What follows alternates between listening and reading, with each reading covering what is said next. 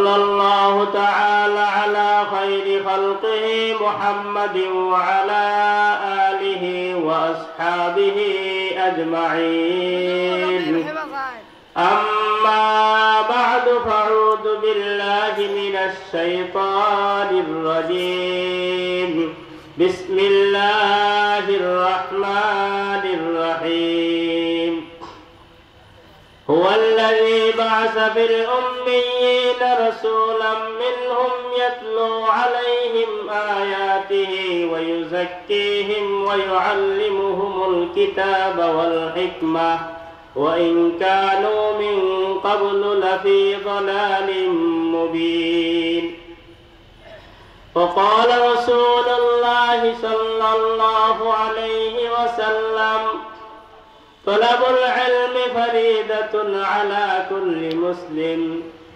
وقال رسول الله صلى الله عليه وسلم خيركم من تعلم القرآن وعلمه أو كما قال رسول الله صلى الله عليه وسلم اللهم صل على محمد وعلى آل محمد كما صليت على إبراهيم وعلى آل إبراهيم إنك حميد مجيد اللهم بارك على محمد وعلى آل محمد كما باركت على إبراهيم وعلى آل إبراهيم إنك حميد مجيد الحمد لله পূর্ব টুঙ্গাপাড়া জামে মসজিদ ও দারুল উলুম কওমি মাদ্রাসার উদ্যোগে ইসলামী ওয়াজ মাহফিলের আজকের সম্মানিত সভাপতি ও দূর দূরান্ত থেকে আগত মুসলিম তাওহীদি জনতা ও পর্দার আড়ালের পর্দানিশীন মা ও বোনেরা, আল্লাহ পাকের দরবারে অগণিত শুকর যে আল্লাহ রব্বুল ইজ্জত আমাদেরকে এই ফিতনা ফাসাদের জমানাও কিছু দ্বীনি কথা শোনা এবং বলার তৌফিক দান করেছেন। এজন্য আল্লাহ তাআলার দরবারে শুকরিয়া আলহামদুলিল্লাহ। সময় অল্প, আমি দুই চারটা কথা বলবো। আমি কালামে পাকের একটা আয়াত তেলাওয়াত করেছি। এই আয়াতের মধ্যে গত বছর বলেছিলাম এই আয়াতের ব্যাপারে যে হুজুর সাল্লাল্লাহু আলাইহি ওয়াসাল্লামকে আল্লাহ তাআলা দুনিয়ার মধ্যে প্রেরণ করেছিলেন চারটা উদ্দেশ্য নিয়ে। কয়টা উদ্দেশ্য নিয়ে? চারটা উদ্দেশ্য নিয়ে। আল্লাহ তাআলা বলেন হুয়াল্লাযী বা'আসা ফিল উম্মিয়িনা রাসূলাম মিনহুম ইয়াতলু আলাইহিম আয়াতিহি। ওই জাত, ওই আল্লাহ যিনি উম্মীদের থেকে একজন নবী তোমাদের মধ্যে প্রেরণ করেছেন। আল্লাহ বলেন আমি তোমাদের মধ্যে একজন নবী প্রেরণ করেছি, যে নবীকে আমি দায়িত্ব দিয়েছি ইয়াতলু আলাইহিম আয়াতি, এই উম্মতকে বিশুদ্ধ ভাষায় তেলাওয়াত করে শোনাবে, কোরআন তেলাওয়াত করে শোনাবে। হুজুর সাল্লাল্লাহু আলাইহি ওয়াসাল্লাম পুরা জিন্দেগিতে এই কোরআনের পিছনে মেহনত করেছিলেন।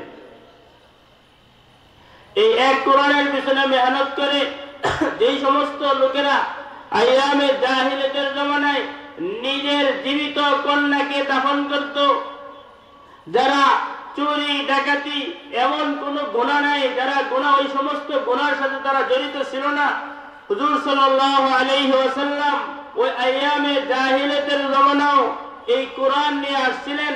আর এই কোরআনের পিছনে সাহাবায়ে কেরামকে এই কোরআন শিক্ষা দিয়েছিলেন এবং সাহাবায়ে কেরামের আমলে এই কোরআনের আমলকে ফিট করেছিলেন। বলে সাহাবায়ে কেরাম যারা আইয়ামে জাহিলিয়াতের জমানায় নারীদেরকে হত্যা করত, কন্যা সন্তানকে দাফন করত, তারাই শেষ পর্যন্ত যাদের ব্যাপারে আল্লাহ তাআলা কোরআনে আয়াতের মধ্যে স্পষ্ট ভাষায় বলে দিয়েছেন রাদিয়াল্লাহু আনহুম ওয়া রাদু আন, ওই সমস্ত লোক যাদের উপর আল্লাহ তাআলা সন্তুষ্ট হয়েছেন এবং তিনারাও আল্লাহ তাআলার উপর সন্তুষ্ট হয়েছেন। সুবহানাল্লাহ। এইজন্য দোস্ত বুজুর্গ, হুজুর সাল্লাল্লাহু আলাইহি ওয়াসাল্লামের এক নম্বর দায়িত্ব ছিল বিশুদ্ধ ভাষায় কোরআন তেলাওয়াত করা। এই আয়াত পড়ার আমার একটা উদ্দেশ্য আছে।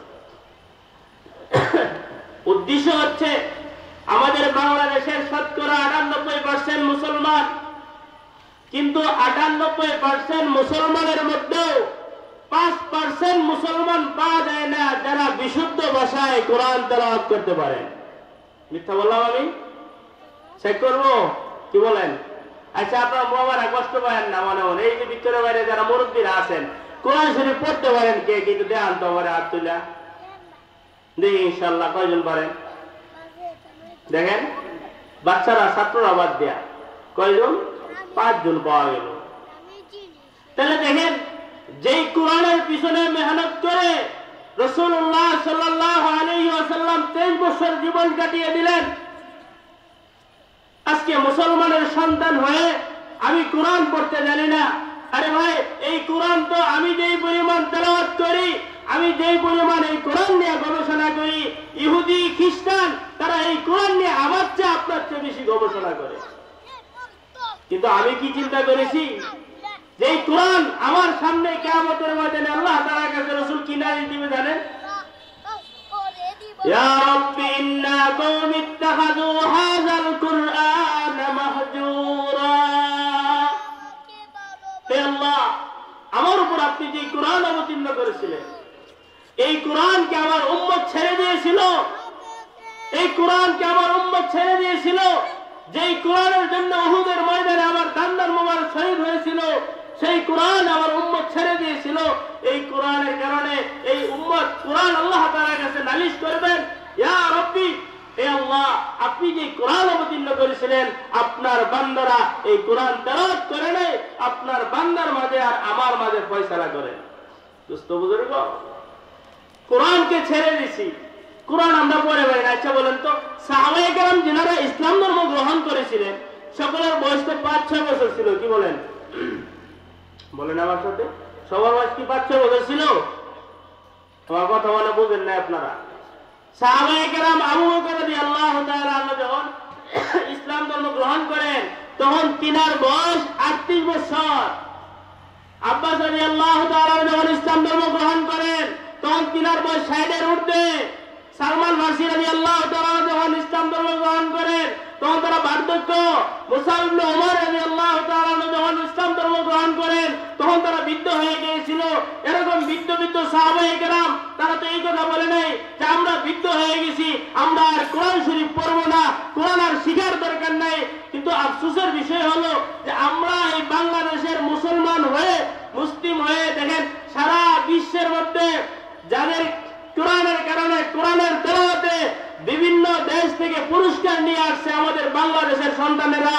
এই বাংলাদেশের সন্তানরা সারা পৃথিবীর মধ্যে কোরআনের মধ্যে সবচেয়ে শ্রেষ্ঠ, কিন্তু আমাদের সন্তানরা সারা দুনিয়ার মধ্যে শ্রেষ্ঠত্ব অর্জন করে প্রথম স্থান গ্রহণ করে তারা পুরস্কার নিয়ে আসছে। কিন্তু আমি আর আপনি কোরআন শিখতে পারি নাই। কিয়ামতের ময়দানে আল্লাহর কাছে কি জবাব দিব আর রাসূলের কাছে কি জবাব দিব বলেন?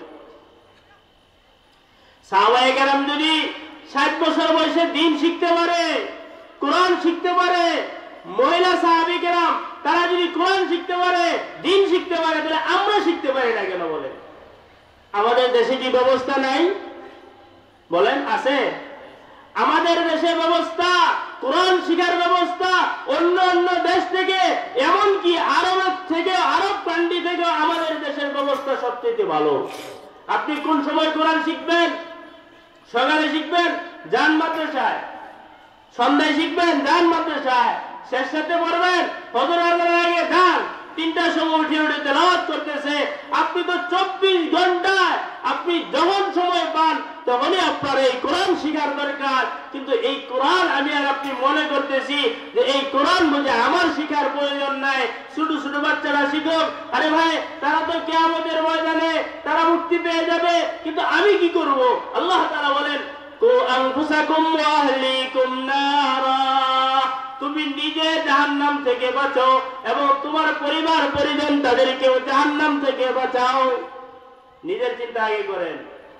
কিয়ামতের ময়দানে দেখেন, মনে করলাম আমি আর আপনি কোরআন পড়তে পারি না, দুষ্টাকার বললাম যে আমার বাপে আমাকে শিখায় নাই।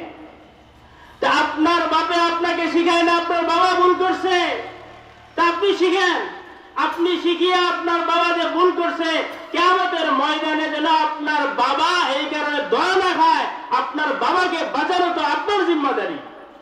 মনে করেন আপনার বাবাকে পুলিশে ধরে নিয়ে গেছে, আমার কথা বুঝতেছেন? দুঃখের সাথে বলতেছি, শুনে। আপনার বাবাকে পুলিশে নিয়ে গেল, তখন আপনি কি করবেন? ঘরে বসে থাকবেন যে না আমার বাবাকে নিছে, আমি তো স্বাধীন, এরকম থাকবে? কেউ থাকবে না। সবাই দৌড়াবেন কেমন করে বাবাকে নিয়ে আসা যায়। কিয়ামতের ময়দানে যখন আপনি আটকে যাবেন, তখন আপনি কি বলবেন জানেন? আপনি বলবেন, আল্লাহ বলে দিয়েছেন, রব্বানা আতানা সাদাতানা ওয়া কুবারাআনা, হে আল্লাহ আমার কোনো দোষ নাই, আমার কোনো দোষ নাই, আমি আমার বড়দের অনুসরণ করেছি, আমি আমার বাবার অনুসরণ করেছি, বাবাও কোরআন পড়ে নাই, আমাকেও শিখায় নাই, আমি আমার সন্তানকে শিখাই নাই, আমার সন্তানও আমার নাতিকে শিখায় নাই। দোষ কি? দোষ হলো দাদা বাবা। কি বলেন? বাবা ভুল করছে ঠিক, আপনি বিশুদ্ধ ভাষায় কোরআন শিখেন, কোরআন তেলাওয়াত করেন।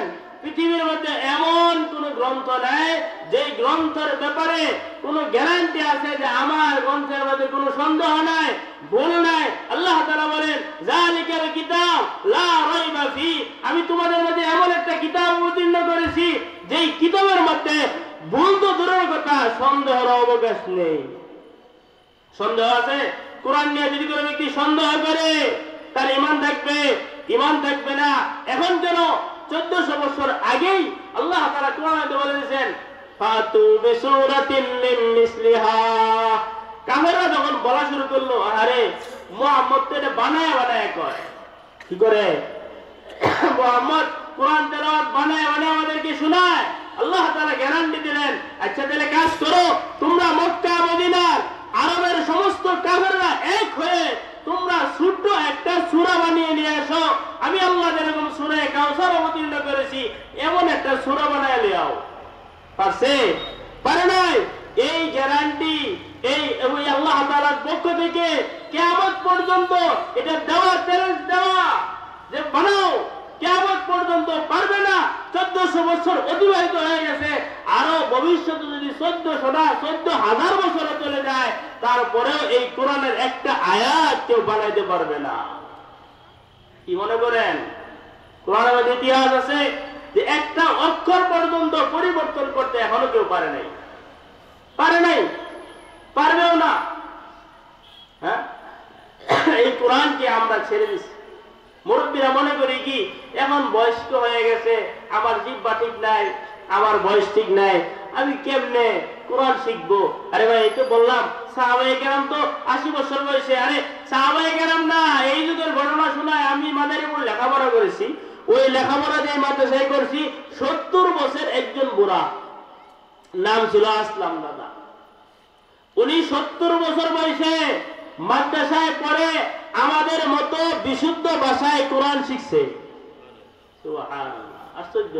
আমাদেরকে বলতো, দাদা কয়ে দাও, একটু কয়ে দাও। বলতো আলিফ, সে আলিফ বলতে পারতো না, কিন্তু আলিফ সে বলতে আমি তাকে দেখছি কোরআন শিখে, কোরআনও শিখা শেষ, আল্লাহ তাআলা তার মৃত্যু দিয়ে দিয়েছেন। সুবহানাল্লাহ। এই জন্য অনেক মুরব্বীরা এখানে আসছেন, কোরআন শিখে যান।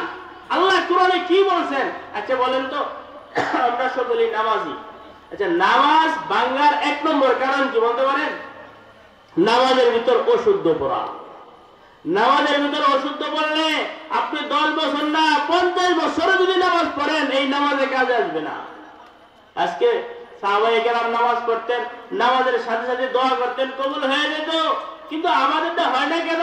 আরে ভাই, আমাদের তো কোরআন তেলাওয়াত সহি নাই।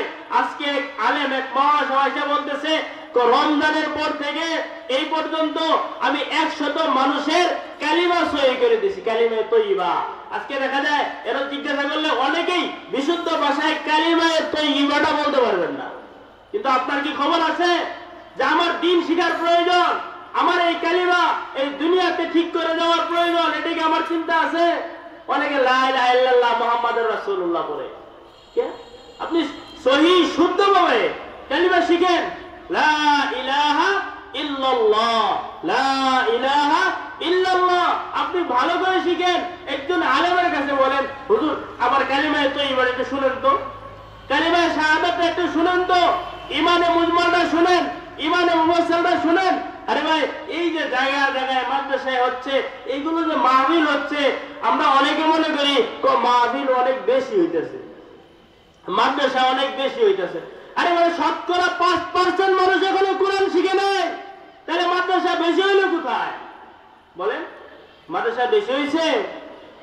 গড় জরিপে আসছে বাংলাদেশের মুসলমানের সন্তানের মধ্যে 98% স্কুল কলেজে পড়ে আর 2% মাদ্রাসায় পড়ে। তারপরে অনেকের ধারণা মাদ্রাসায় বেশি পড়ে। কি বলে? আপনাদের এলাকায় মাওলানা সাহেব কয়জন আছে কিন্তু? মিজান ভাই আছে, মাওলানা মিজান সাহেব, আলামিন হাফেজ সাহেব, 3 জন বা 4 জন পাবেন আপনাদের এলাকার আলেম। কি আপনাদের এলাকায় এই 4-5 জন লোক বলেন? 4-5 জন না, অনেক লোক। আমার যেই কথা বলা উদ্দেশ্য সেটা হলো, বাবারা এই বার্ধক্যে আসাও কোরআন শিখেন। আল্লাহ চাহে তো এই উসিলা আল্লাহ মাফ করে দিতে পারেন, যে আমার বান্দা যৌবন কালে শিখতে পারে নাই, বার্ধক্যে এসে কোরআন শিখার চেষ্টা করতেছে। আজকে দেখেন সারা দুনিয়ায় যেই দেশে কোরআনই আইন আছে ওই দেশে শান্তি আর শান্তি। আফগানিস্তানের অবস্থা দেখেন, এখন সিরিয়া বাসাদ পালাইছে। এই কোরআনের আইন যেখানে চলবে ওই দেশে শান্তি থাকবে, কিন্তু আমরা কোরআন সহিভাবে পড়তেই পারি না, কোরআন সহিভাবে পড়তে পারি না। হাদিসের মধ্যে আসছে কিয়ামতের ময়দানে হাফেজে কোরআনকে আল্লাহ তাআলা বলবেন, ইকরা ওয়ারতাকি কামা কুনতা তুরাত্তিলু ফিদ দুনিয়া ফাইন্না মানজিলাকা ইনদা আখিরি আয়াতিন তাকরাউহা। হে বান্দা, তুমি কোরআনের আয়াত পড়তে থাকো আর চলতে থাকো, তোমার স্থান হবে ওখানে যেখানে তোমার কোরআনের আয়াতের তেলাওয়াত শেষ হবে, সেখানে হবে তোমার জান্নাতের স্থান। সুবহানাল্লাহ। তো জান্নাতে যে যাবে তার মধ্যে সবচেয়ে যে হাফেজে কোরআন হবে, জান্নাতে যে আল্লাহ তাকে দালানটা দিবে, এই দালান কত তলা বিশিষ্ট হবে জানেন? কমপক্ষে 6666 তলা একটা ভবন পাবে।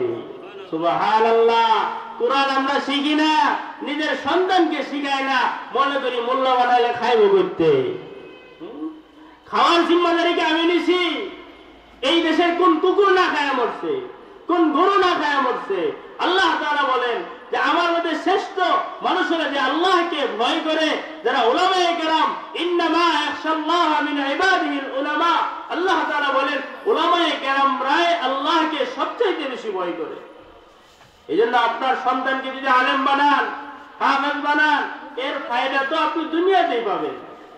আপনার সন্তান আপনাকে সম্মান করতে জানবে, সে জানবে মায়ের পায়ের নিচে জান্নাত, বাবার পায়ের নিচে জান্নাত। আপনার সামনে হাঁটবে না, আপনাকে সম্মান করবে, কিন্তু যেই জিনিস দিলে সম্মান করবে সেই জিনিস তো সন্তানদেরকে দেয় না। এটাই আমাদের সমস্যা। এই জন্য আমার যেই কথা বলা উদ্দেশ্য, যে হুজুর সাল্লাল্লাহু আলাইহি ওয়াসাল্লামের 1 নম্বর পাঠানোর উদ্দেশ্য ছিল বিশুদ্ধ ভাষায় কোরআন তেলাওয়াত। এই জন্য মুরব্বীরা এখান থেকে ওয়াদা করে দেন যে বিশুদ্ধ ভাষায় কোরআন শিখবেন। কে কে দেখি ইনশাআল্লাহ হাত তুলে দেখান। আল্লাহকে তুলেন। কি লজ্জা লাগে? শীতের মধ্যে হাত বার হয় না? আরে বাইর করেন না, ওই মুরব্বীরা হাতই বাইর করেন না, বাইর করেন। আল্লাহকে দেখান যে আল্লাহ আপনার কোরআনকে শিখে দুনিয়া থেকে দেবো ইনশাআল্লাহ। আল্লাহ তাআলা সবাইকে কবুল করো খাতনামা। এই জন্য দোস্ত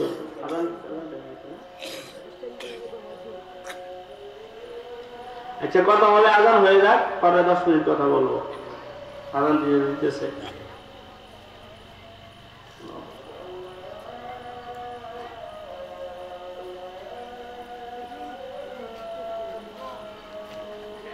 বাহিরে মাইকগুলো বন্ধ করলে হয়।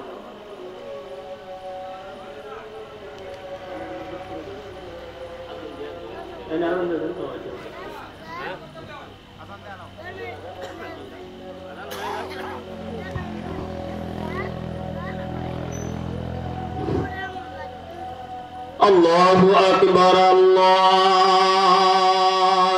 আকবার, আল্লাহু আকবার, আল্লাহু